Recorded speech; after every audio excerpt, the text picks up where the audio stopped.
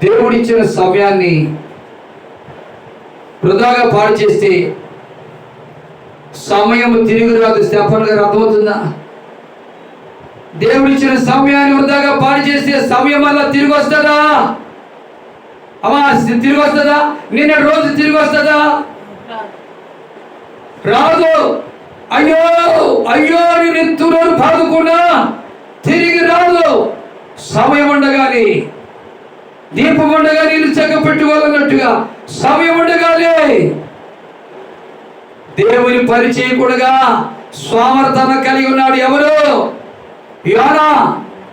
యోనా ఒకరిది వచ్చిందా లేదా? ఒకరిది వచ్చిందా లేదా? ఒక్కడికే వచ్చిందా? ఒక్కడికే వచ్చిందా? ఆ వాడలో ఉన్న వారందరికీ భయం భయం భయం వేసింది. దవ్యంగా చెప్తున్నాను, స్టెఫన్ గారి ఇంట్లో ఉన్న వారందరి మీదకి ఉగ్రత వస్తుంది.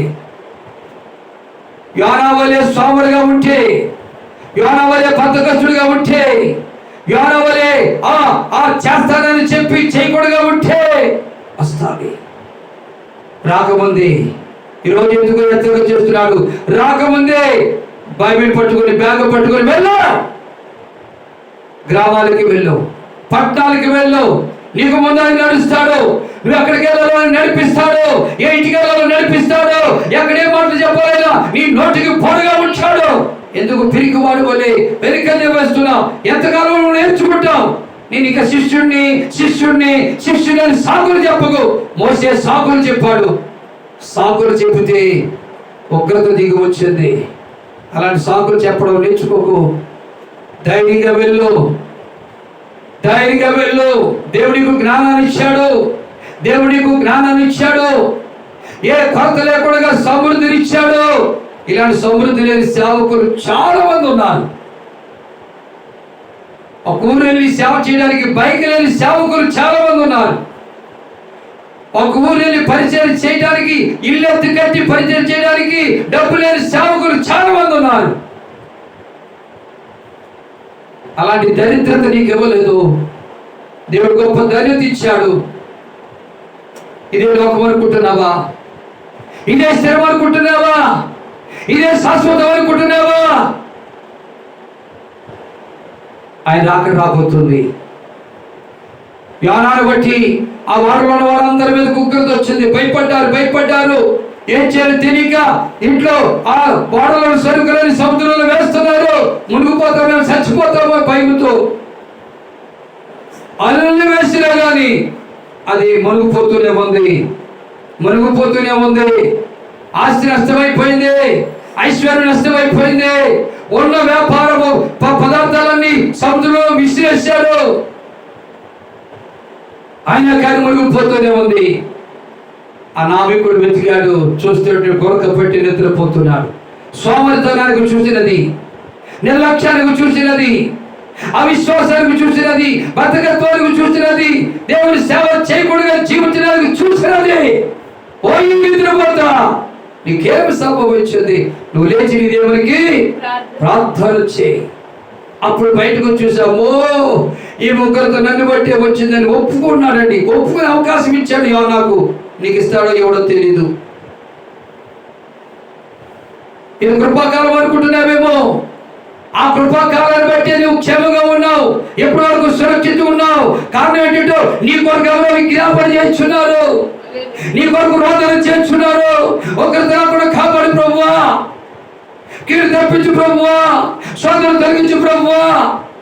నీ కొరకు విజ్ఞాపన చేస్తున్నారు కనుకనే ఆ విజ్ఞాపన ప్రార్థనలు అడ్డుగా వచ్చాయి. లేకపోతే శ్రమకు గురైపోయేవాడువే. ఇంకా మనసు మార్చుకోకపోతే చూడండి, తుఫాను అల్లచడి. అయితే యోన ఒప్పుకున్నాడు. సీట్లేసి యోన పేరు వచ్చింది. యోననెత్తి సముద్రంలో పడేసిన తర్వాత అప్పుడు తేలాడింది పడవ. అప్పుడు ఇంటికి సుఖం వచ్చింది, అప్పుడు ఇంటికి క్షేమం వచ్చింది. అప్పుడు ఇంటికి అంటే పడవకి వాడకు ప్రమాదం తప్పింది, అపాయము తప్పింది, మునిగిపోయే వాడ తేలింది. కారణం సోమరితనము కలిగి, అనగా దేవుని పని చేస్తానని వచ్చి పని చేయకుండా పడుకొని నిద్రపోతున్నాడే సోమరి. ఆ సోమరి వ్యక్తిని బట్టి అందరికీ కూడా వచ్చింది. ఆ సోమరెత్తిని అందులో పడేశాక అందరూ సుఖంగా ఉన్నారు. అమ్మయ్య అని గొప్ప తిప్పుకొని క్షేమంగా ఉన్నారు. అప్పుడు ఆ యోనా అగాధ జలములలో అల్లాడిపోతున్న యోనాను మరలా దేవుడు ప్రేమించి, అంటే పిలుసుకున్న సేవకుడి పైన దేవునికి ఎంత ప్రేమ ఉంటుందో చూడండి. మళ్ళా కోపించి వాళ్ళ ప్రేమ చూపుతున్నాడు. కోపించుచునే వాత్సల్యము నాపై చూపినావే. కోపించుచునే వాత్సల్యం చూపే దేవుడు యేసయ్య. కోపం వచ్చింది, కోపం వల్ల తుఫాను చెలరేగింది, పడవ మునిగిపోతుంది. అయితే యోనాను ఎత్తి పాడేసిన తర్వాత మళ్ళా యోనాపై దేవుడు ప్రేమ చూపి శాపను పంపించాడు,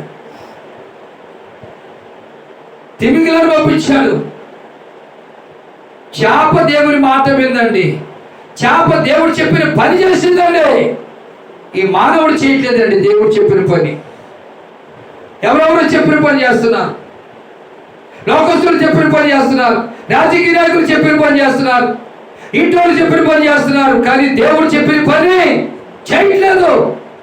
చేప మాత్రం దేవుడు చెప్పిన పని చేసింది. చేప అని పిలిచాడు దేవుడు. చిత్తమయ్యా, నువ్వు తిన్నగా వెళ్ళు, ఆ జలములలో నా సేవకుడు యోనా అల్లాడిపోతున్నాడు, వెళ్ళు, అతనిని నీ నోటితో కడుపులో పెట్టు, లోపలికి పెట్టు.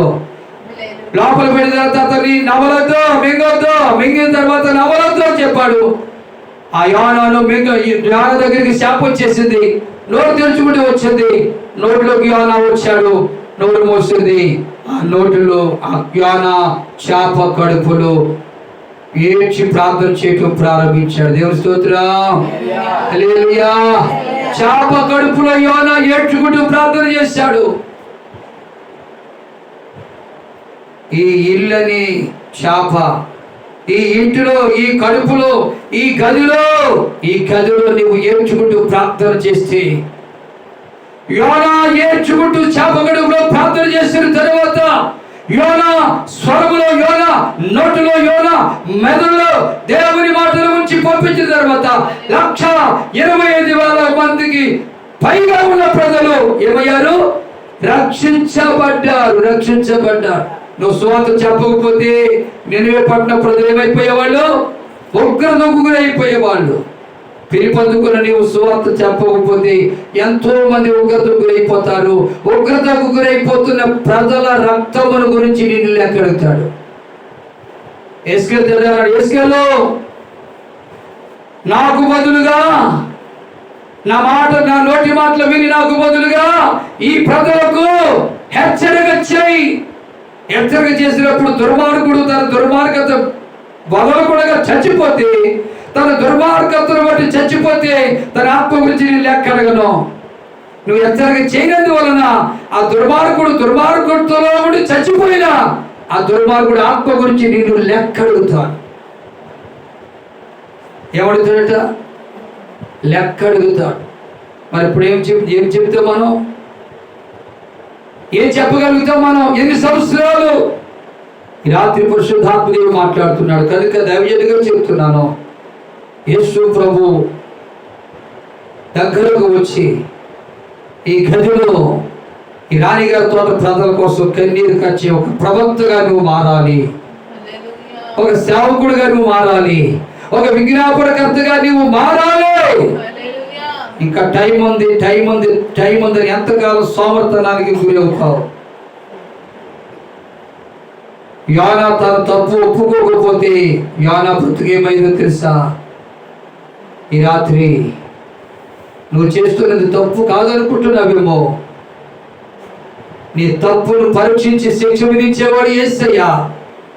యేసయ్య బ్రతుకు గురి కాకుండా యేసయ్య నన్ను క్షమించమని ప్రార్థిస్తావా? మా గురించి ప్రార్థన చేసుకుందాం.